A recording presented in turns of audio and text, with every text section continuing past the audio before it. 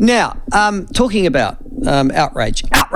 One of the great stories of the last 5 years, has been the rise of the gangs in New Zealand. And there is no question that along with the cost of living, law and order, which we've just heard more stories overnight of more not more gangs, but more dairy owners being robbed by violent offenders. And that's become a common refrain over the last 5.5 years. We know all about the 501s that have come over here and galvanised New Zealand gang scene. We know the appalling policing record of gangs. Last week I talked to New Zealand Police Association, Chris Cahill, on the travesty that was having to release citizens' arrestees in Christchurch to shutting down state highways for gang members' funerals in Aportiki and Whakatane. But the truth of the matter is that most New Zealanders perceive, whether rightly or wrongly, that crime is out of control and that gangs are a good part of that out of controlness. Crime's not simply being conducted by gang members but by gang associates and gang prospects, which is another aspect of this whole gang issue as well. Now, 2 days ago, in a release that was not greatly triumphed or heralded, Professor Dame Juliet Gerard, as we've talked about this morning, the Prime Minister's Chief Science Advisor, was asked to do a bit of work by the previous Prime Minister last year on the rise of the gangs and what particular policy interventions could be made to give New Zealand some degree of surety that gangs would be, or there were policies that could arrest not only the growth of gangs, but their permeation throughout New Zealand society. You would have seen in the last 24 hours that was being headlined by most of the mainstream media as you can't arrest your way out of the gang problem. And there were fingers pointed from many political and media commentators, but media commentators in particular of a liberal left bent, at the National and ACT parties for their recent contributions on the gang and law and order debate. Joining us to talk about that, the reaction, and also give some sort of reaction to the reaction, and to Professor Dame Juliet Gerard's report, is ex-Justice spokesman Nicole McKee, and she joins us now. Nicole, welcome to the show. Love to have you on board. Thank you, Michael. It's great to be back and chatting with you once again, about gangs. Yes, it seems a never-ending conversation, doesn't it?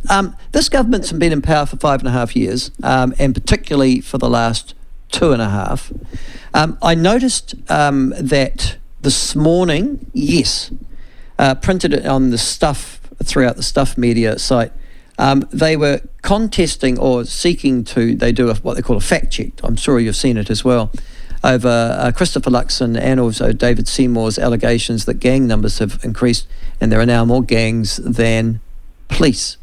Interestingly, they came out, fact-checked that information and came to the same conclusion that Christopher Luxon and David Seymour were right. It's true, that particular allegation. So now that, so when you've even got the left and the left-wing media agreeing, then there is an issue. But how did you react when you saw, I don't know if you've seen in detail, but saw the headlines related to the Chief Prime Minister Science Advisor, Juliet Gerard's report about gangs? Because that didn't seem to offer any solutions other than you can't arrest your way out of the gang problem. What was your reaction, first of all, to the report? Look, I think that the whole report and the way that they've gone about it is an unnecessary distraction for New Zealand. What New Zealanders in our communities want to see is what is it we're going to do about gangs? What is it we're going to do about crime? And the report that came out, and it was released actually not just a couple of days ago, but over a week ago, and we think, it's just been kept quiet because it's not what the people of our communities want to hear. What the report says is that the reason why people join gangs is because of colonisation and because there's crime against gang members, and there's this idea that society has rejected them, and so therefore we can't arrest our way out We need to cuddle them a little bit more. And this is what Labor's been doing since 2017 anyway. And look what's happened, this massive 66% increase in gang membership, including a 700% gang increase in youth gang membership as well. So we're sort of saying, if you're going to have, by the way, the Chief Science Advisor has a graduate in biochemistry doing a report on gangs, people out there in the communities want to see what it is we're going to do about the gangs rather than continue to make excuses for them. And when we look at... I think she does make one point, though, that I'm sure you'd agree with, that you do need a multi-layered approach to dealing with gangs. Now, what you're saying is one of those approaches is, sort of no tolerance of gang activity, of illegal gang activity and the intimidation, stuff like that. But the other point that she makes is that there are issues of socio-economic deprivation that lead young people into gangs. Is she right about that? Does she have the sort of cause of gang membership at least partially right? I think she's got it partially right, and I think that we do absolutely need to address the different causes. Last night, we're on tour at the moment, the Heartland tour, doing the Lower South Island, and a woman came up to me yesterday evening in Balclutha, and she said, what are we going to do about the gangs? What is your one policy to deal with the gangs? And I said to her, there is no one policy, and you can't narrow it down to one policy. We've actually got to go back to basics. We've got to look at housing. We've got to look at how they're getting their income legally. We've got to look at education, as well as making sure that people don't feel like they have the only option of going towards a gang. So they've actually got to look at personal responsibility for themselves instead of joining this group. So there is no one policy that's going to fix it. We need to address all the drivers that are pushing people into crime. But blaming colonisation for the reason why people join gangs, if we have a look at the stats, the numbers have gone up 66% since 2016. Colonisation ended in the 1800s. We can't keep blaming colonisation for the failures of our society. We actually need to address that and put in good policy and opportunities for people so they don't want to join a gang. Yes. Many of these gangs... in terms of the ethnicity of the gangs, they seem, and this is a perception that I've got, Nicole, I don't know what the statistics are because there doesn't seem to be necessarily an ethnic breakdown of gang membership that's kept by the police. But many seem to be, how can I put this broadly, from dysfunctional Maori whānau and Pacific Island whānau. Those seem to be the primary recruiters. Now, I'm not saying there aren't white people in gangs. Obviously, you look at motorcycle gangs like Hells Angels, etc. They are predominantly white in their ethnic composition. But I'd be interested, have you done any work on the ethnic composition of gangs? Because that might actually give some idea as to the solution. Because it would seem that the thesis of Professor Gerard, the Prime Minister's scientific advisor, is that, as you say, there's a correlation between Maori and gangs, yeah? Yes, look, there is. But if you have a look back in history when gangs first started to be introduced in New Zealand in the 1950s, they were predominantly manned by Pākehā European. It's only been in the last few decades where we've seen a transfer into the Māori and Pacifica ethnicity within the gangs. So, this is where I'm saying it's not about colonisation. It's actually about how we're operating as a society. And, of course, we've also seen the urbanisation of Māori where they've come away from marae and gone into the cities and then still congregate together. And perhaps this is an aspect that we need to look at. But at the end of the day, they're going about doing what they want, how they want, and then there's no repercussions. There's no aspect of actually holding people accountable for serious crime. I asked the Minister of Police in the House whether or not in the Portuguese, the local Mungal mob there, when they had a funeral a couple of weeks ago, did they apply for a traffic management plan? when they shut all the roads down? And the answer was no. And of course they didn't, because they're just off doing whatever they like. And whether you're Māori, Pasifika, Pākehā, whatever ethnic group, once you step outside the law of the land that keeps us all safe, that we all abide by, then you need to have some consequence. And I don't care whether you're in a gang or what nationality or ethnicity that you are. If you step outside the law in order to keep society safe, you need to have a consequence for that. Yes, I think most New Zealanders would see it that way. The Liberal left obviously see socio-economic reasons and sort of the reasons that you suggested as primary motivators there.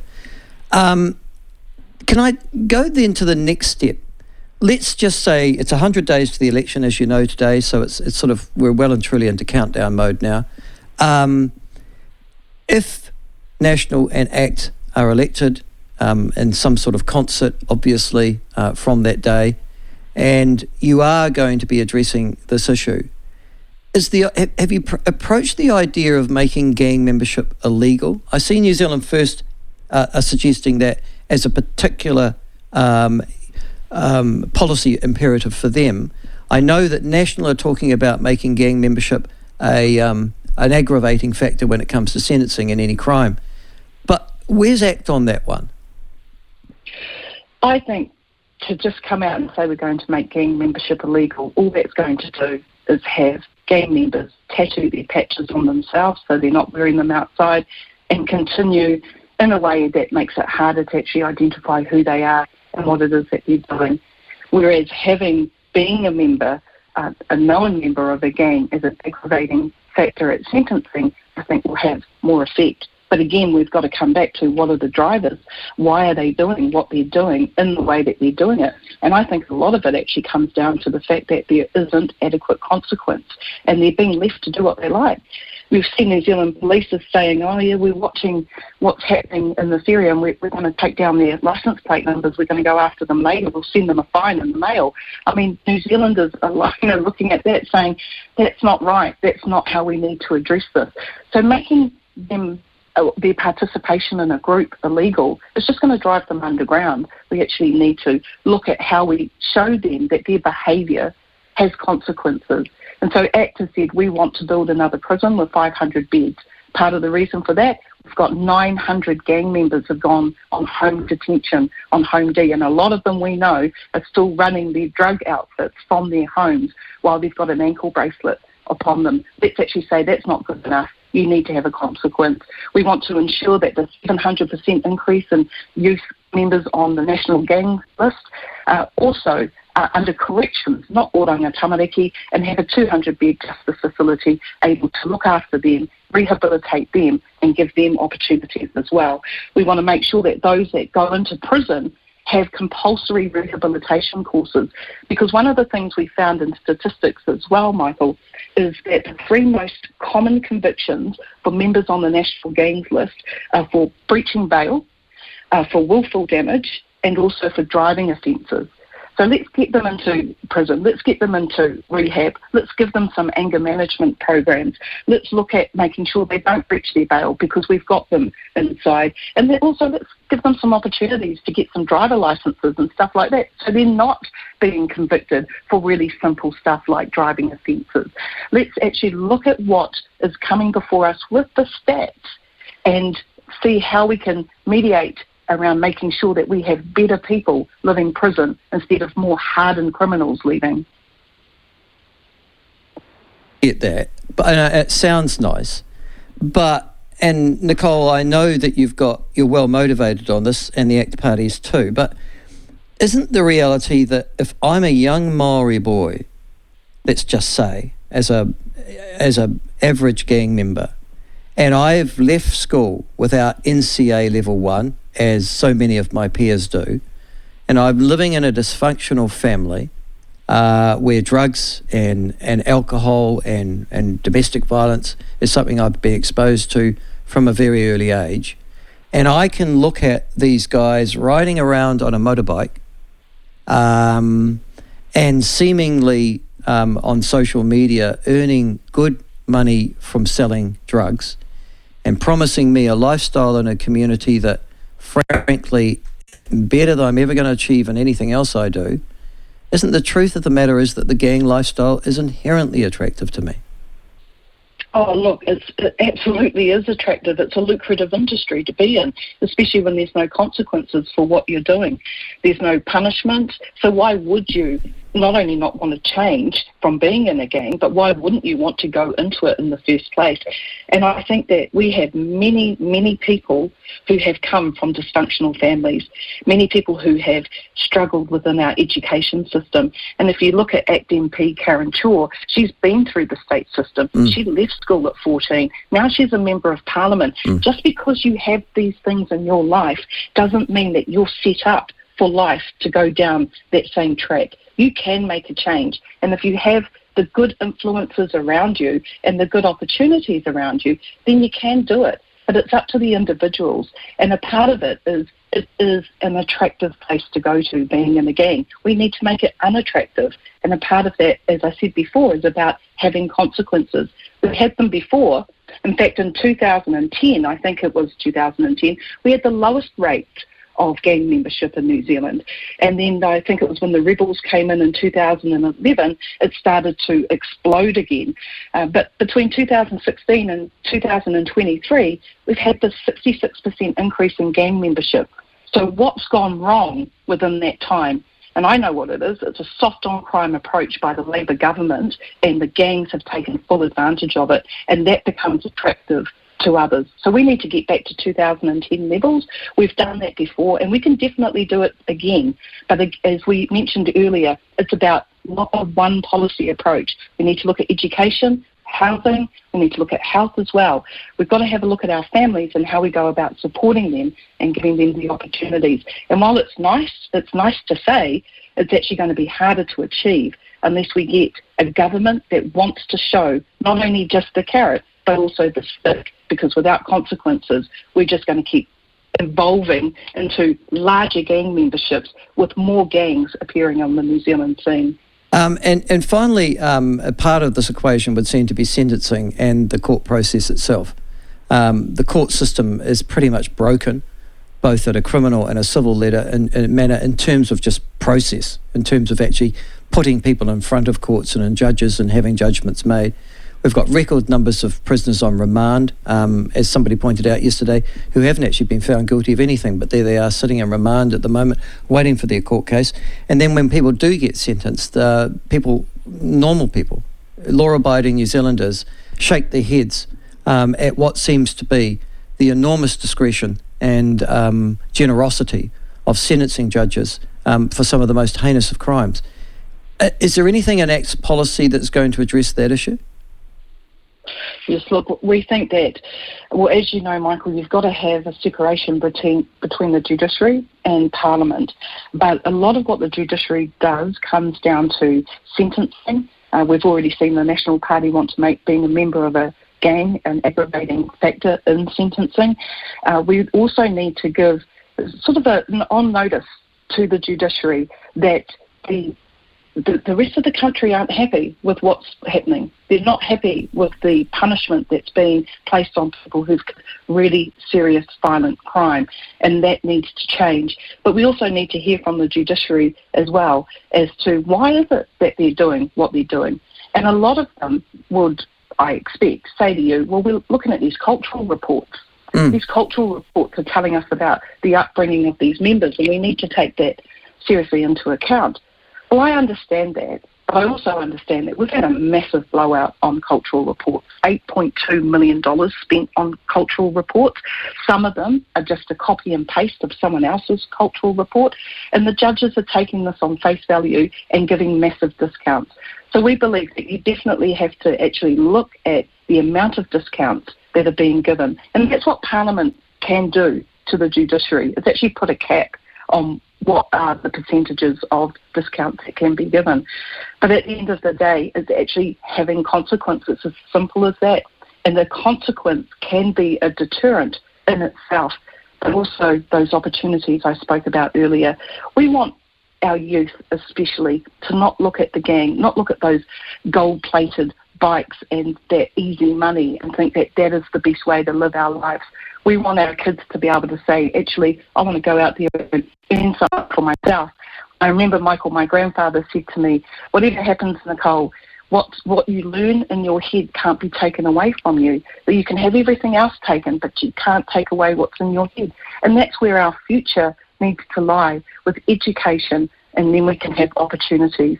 But looking at what our judiciary is doing, it's angering the country, and you can see it, and we're hearing it while we're on the Heartland tour.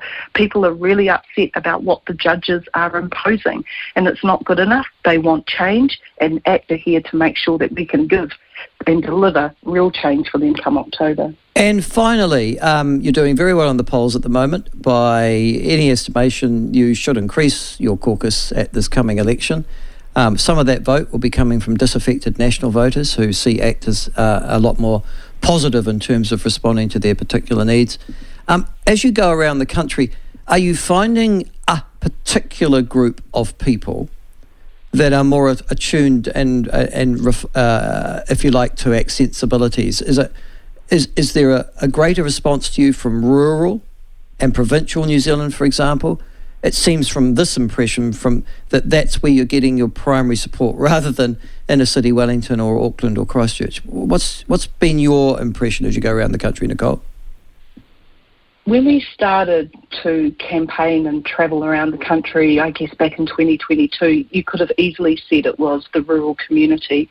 But over the last 6 months, or especially just during this year, some of the more urban shows that we go to, such as the home shows in Auckland and Wellington, we're actually getting a really big cross-section of community people coming through. In fact, I remember at the Wellington home show, I had a couple of pharmacists that work in Wellington in their mid-20s saying, if we're going to vote for you guys, but if you don't get Labour out, we're out of here. We're gone. We're heading to Australia.